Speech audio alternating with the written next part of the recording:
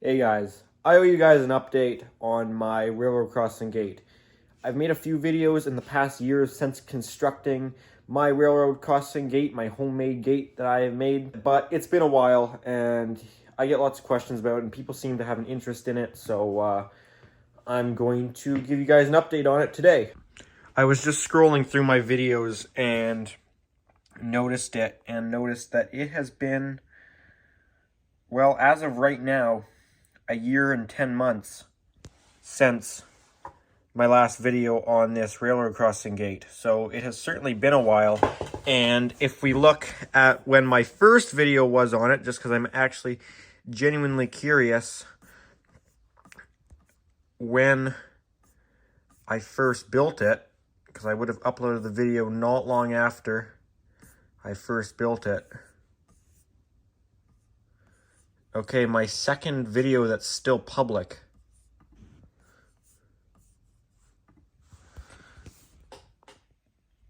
August 17th, 2019. Alrighty. 3 years and 7 months since I originally constructed this thing. So we will be going on 4 years this summer since I built it. And I haven't actually pulled it out at all since that video that I last put up on it. What was that? A year and almost 2 years ago we figured. So it's been 2 years since the thing's been turned on or used at all, because I don't really use it at all. It's literally just to make a video, just to make videos at this point. I'll probably end up getting rid of it. I'm not sure what I'm going to do with it. Probably just junk it and part it out. What is actually useful for me to keep, and the rest can go. Let's head out there and see if it still works.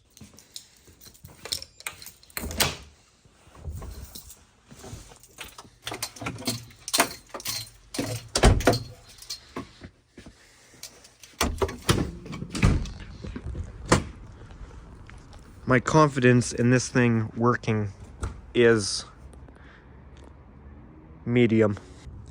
The tarp on it used to actually cover the whole thing, since I did tarp it up for last winter, and then it wasn't brought out at all this last summer.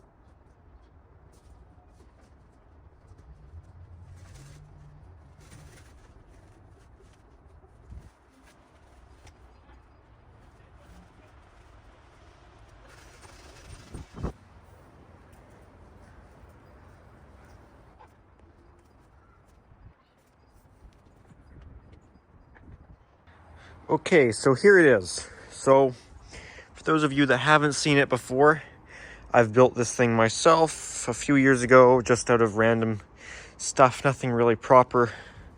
This is all plywood. This is 5/8 or 3/4 inch for this, 2 1/2 inch together for this guy, some 2x4s, more plywood with these big railroad tie plate things. And there's a linear actuator for this, for the actual raising and lowering of the gate. These connections that plug into the gate lights on there, which I will bring over. I have some EMT conduit and some rab box, 3 rab boxes, one middle, one for each light, where we have 4-inch truck tail lights or for a trailer or anything like that. And this is made out of some metal, for some very thin metal that I was able to bend into these hoods for the lights. That's made out of 1x4 up there. It looks like it's probably a 2-inch, maybe EMT. Can't remember what I used for that. It should say on the strap, actually. Yeah, 2-inch.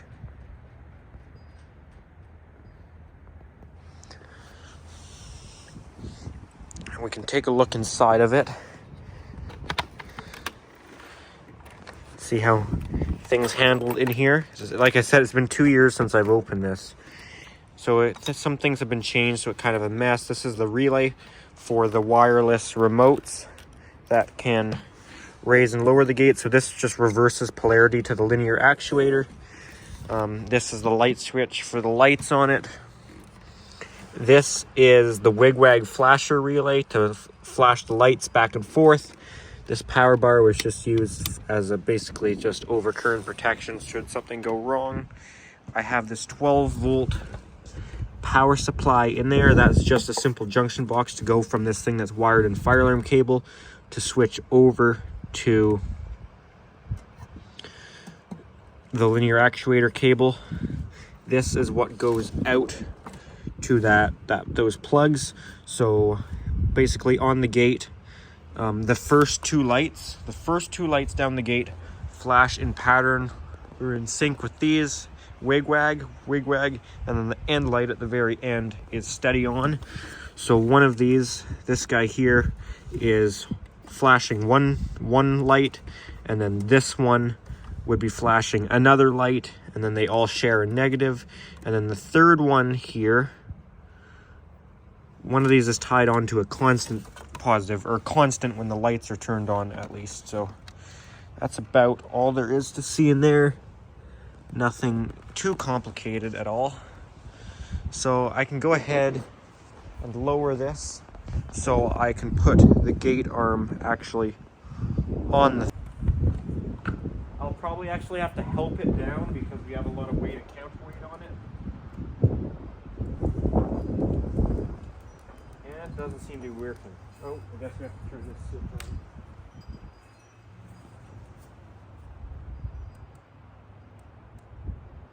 Still nothing? Could be the remote's dead. Okay, I've replaced the battery in the remote, so there we go.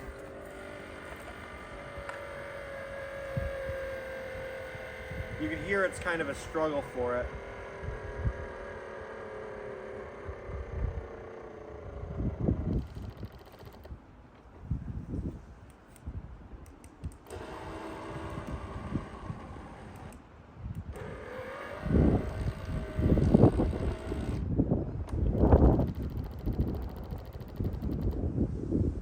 Okay, I'm going to put the gate arm on it now.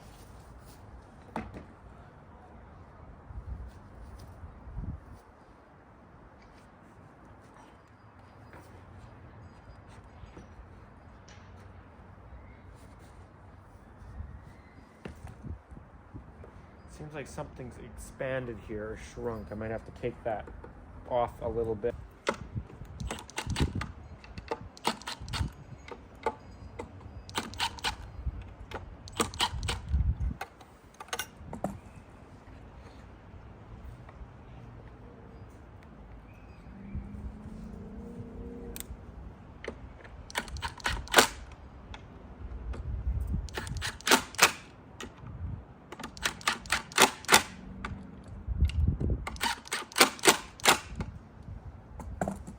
Okay, I can stick these bolts through here.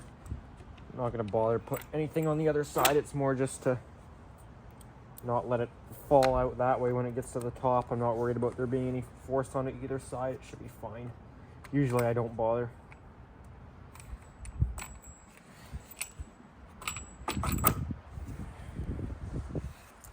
Alrighty.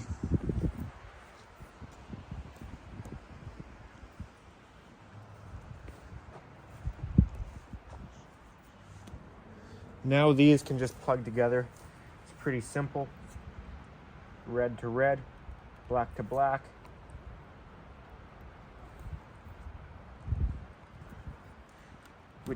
It does matter which way, because one of these is normal where one's positive, where it's positive and negative, but then the other one has two separate positives, if that makes any sense. There is no negative. So it's kind of a weird setup. Doesn't seem like that's all the way seated, but we can give it a try. Yep, I guess that is. You can see these lights up here are flashing, as well as the gate lights, with the end light staying steady on.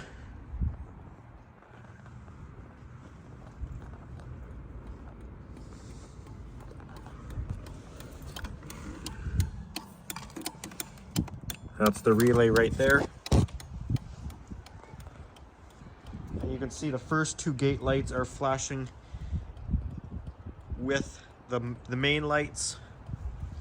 I'm going to raise the gate now and cycle it up and down a couple times.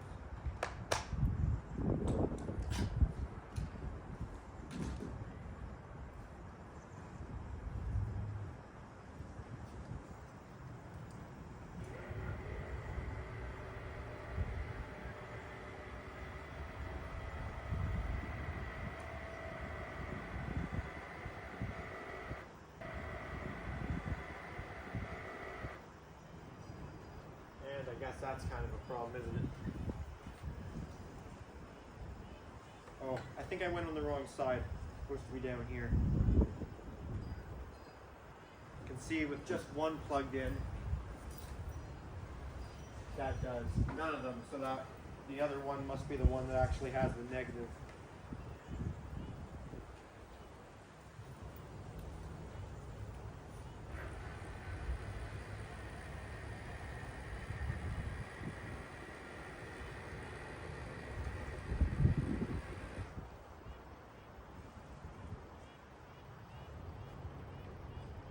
It looks like the gate should be sitting down a little bit lower, but it is what it is.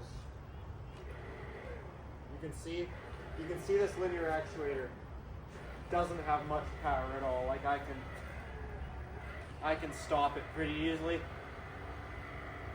because the faster you get them, the slower, or the less power they have, or vice versa. If you get one that's really slow, they have a lot of power.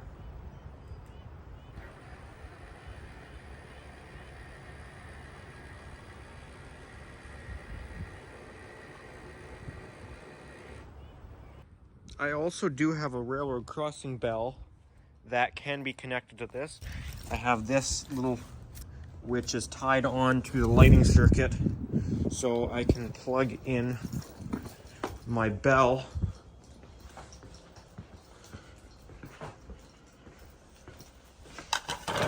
which is down here. Looks like it fell over. Oh well. This is the bell.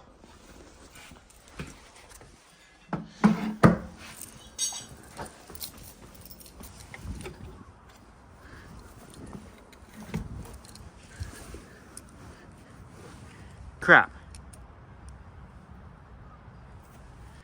I can still kind of replicate it by just shoving it in the terminals.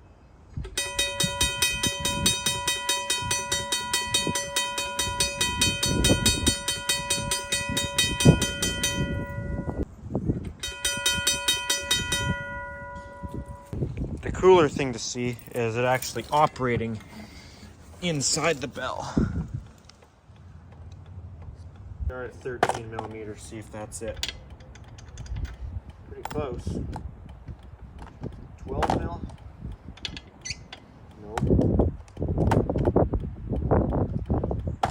Half inch? Half inch seems to fit it. Alright.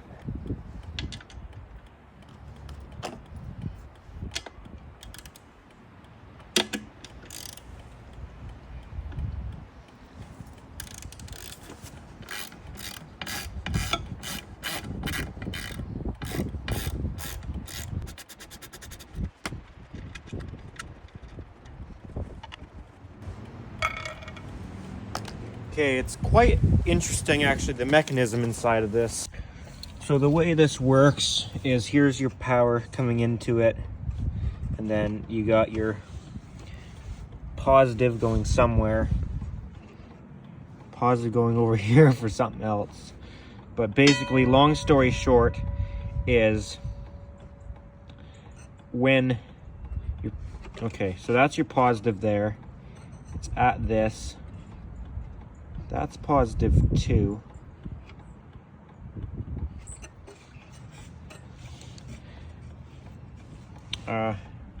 Without looking at it too much, this gets power when this is sitting in this position. So when that gets power, it magnetizes that, sucks that in, it flips that around, and the bell hits. But once it's sucked in, this contact here loses that electrical contact, so this coil is no longer energized, so it lets go, but then it hits it again, re-energizes this coil, sucks it back in, and then it just repeats that really quick. I don't know if there's a model you can see on there or anything. Anyway, I can do it without blowing anything up.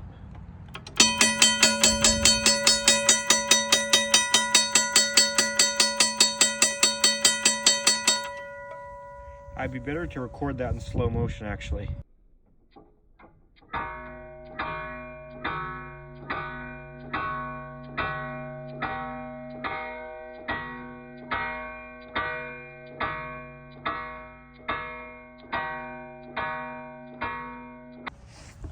All right, one last time.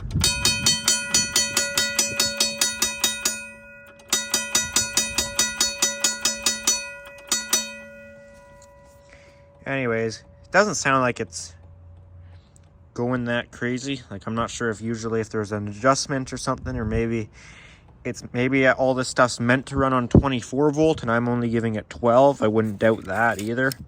I'm not sure. Does that say on there what it's supposed to run on? No, not really. Yeah, I'm not sure. Maybe all this railroad equipment might be... It's definitely DC because I'm sure it's got battery backup, but... So I'm going to guess it's maybe a 24 volt system. Could be 12, I don't know.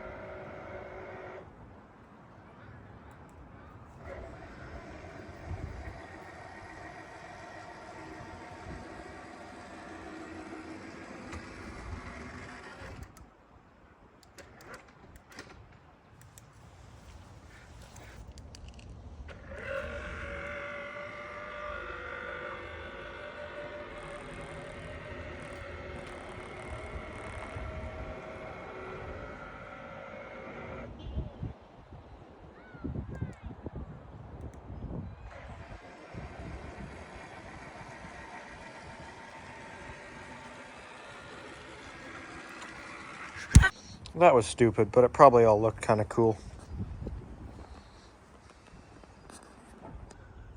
Alrighty guys, well, this is about all I have to show of this for this video, I think. And this will probably be the last video. Crap. This will probably be the last video I do on this thing, because I think, well, it'll probably, you know how often I do these videos, it'll probably be a couple years before I would even think about looking at it again. And by then, I'll probably have deconstructed it.